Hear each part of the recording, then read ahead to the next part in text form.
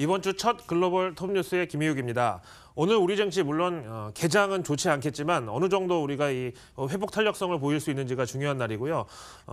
해외에서 외국인 투자자들이 한국 증시를 바라볼 때 참고하는 글로벌 뉴스들을 한번 확인해 보겠습니다.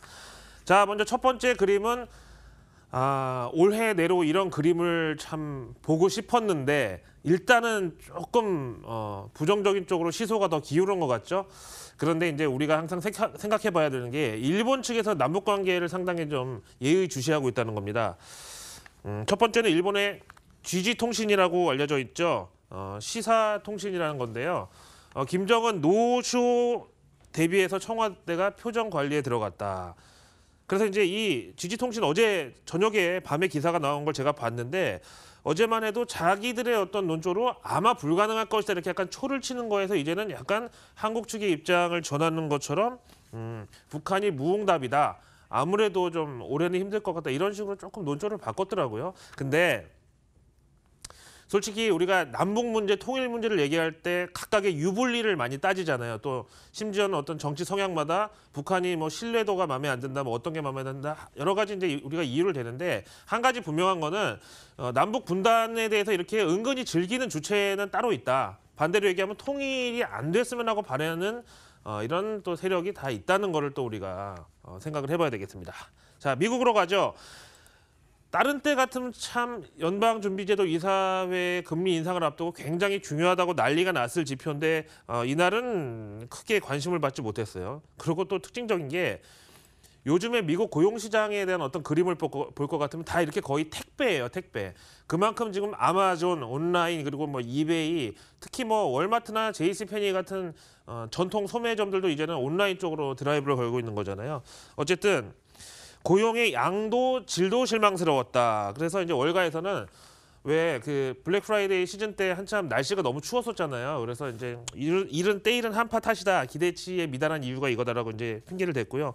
시간당 임금하고 비농업 고용 실망이 나오다 보니까 달러 가치가 하락했다. 이렇게 봅니다. 자, 다음에 이제 지금 화웨이를 둘러싼 중국과 서방 간의 갈등이 심화되고 있는데 신화통신 보겠습니다.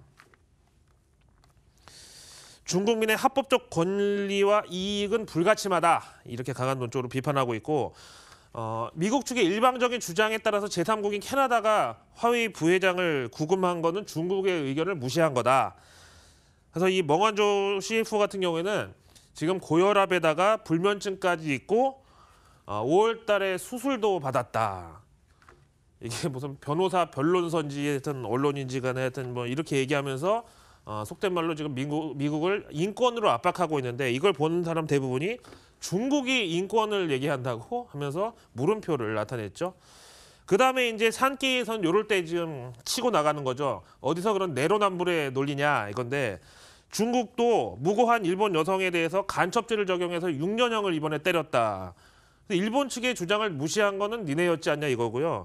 거기다가 그럼 기소 사유나 정보를 공개하라고 했는데 그것도 중국에서 거부했대요. 그래서 뭐 일본에서는 또 한 번 쌤통이다 약간 이런 식의 뭐 논조고요. 그다음에 이렇게 중국하고 미국 입장 말고 홍콩 쪽의 입장을 또 보려면 사우스 차이나 모닝 포스트인데 화웨이의 그 멍저우 부회장이 여권을 7개나 갖고 있었대요. 중국 여권 4개, 홍콩 여권 3개. 누가 봐도 좀 이상하다는 거고 여기다가 또 중국 내에서는 기업들이 애플 같은 미국산 제품에 대해서 보이콧을 할 것을 권고하고 있고 그다음에 애플의 휴대폰 개통 보조금도 깎아라고 지금 이런 얘기를 해요. 거기다가 라이벌 통신사죠. 미국의 시스코는 아주 네시스릴리한 게 아니면 중국 여행은 좀 자제해라. 출장도 자제해라. 이런 얘기. 그런데 이걸 보고서 우리나라 휴대폰 업체 내지는 통신 장비 업체에 반사이익이 올 것이다라고 기대하는 건 조금 섣부른 것 같아요. 신중하시기 바랍니다. 이 와중에 또 웃고 있는 사람은 일본 쪽인데요. NTT 도코모 아시죠? 우리나라에 KT가 있으면 일본에는 니폰텔레콤이 있는데 이거는 좀 단신이지만 그래도 좀 상당히 이슈가 될 만하다고 보는데 이번에 NTT가 미국의 라스베이거스 AI 교통망 작업을 수주했다네요.